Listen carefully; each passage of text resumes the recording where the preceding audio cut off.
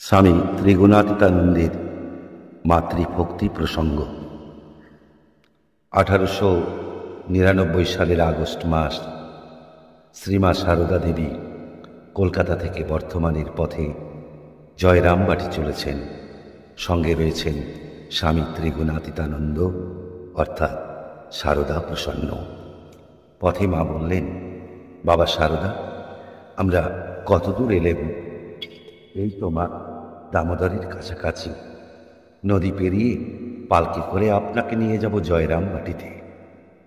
অনেকটা সন্ধ্যা হয়ে গেছে, চারপাশে গাঢ় অন্ধকার, ঝিঝি ডাকছে, শোনা যাচ্ছে শেয়ালের ডাক, রাতচরা পাখি ডানা ঝাপটাচ্ছে। মা, এখানে একটু অপেক্ষা করুন, আমি চটিতে গিয়ে পালকির খোঁজ করি। কিন্তু পালকি পাওয়া গেল না।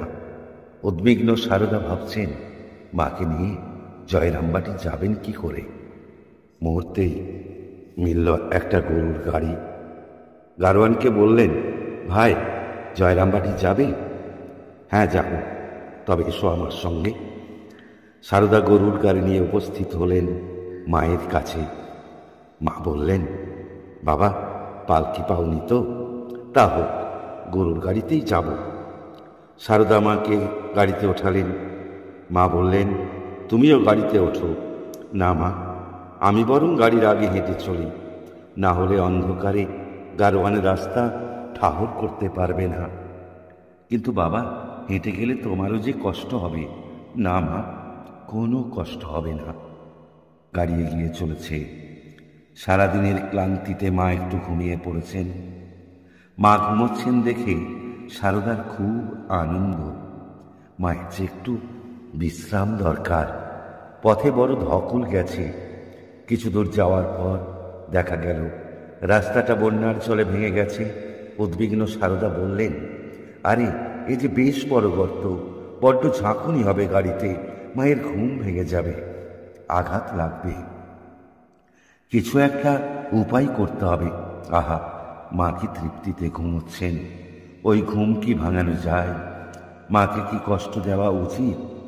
সারদা আপন মনে বললেন, আমি ওই গর্তের উপর শুয়ে পড়ব, আমার উপর দিয়ে চলে যাবে গাড়ি। গাড়োয়ানকে নিচু স্বরে বললেন, ও ভাই, একটু দাঁড়াও না, আমি গর্তের উপর শুয়ে পড়ি। গাড়োয়ান বলল, আরে কি বলছেন, আপনার যে আঘাত লাগবে। না না, মায়ের কৃপায় আমার কোনো কষ্ট ও বিপদ হবে না।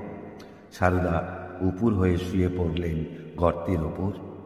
গাড়োয়ানকে বললেন, গাড়ি চালাও, তবে মা জানলে কিন্তু মুশকিল হবে। মা ছেলে মেয়েদের কষ্ট দেখতে পারেন না। কিন্তু হঠাৎই ভেতর থেকে মা বললেন, সারদা, এ কি করছো তুমি? তোমার কি কোনো কাণ্ডজ্ঞান নেই? গর্তের উপর শুয়ে পড়েছ।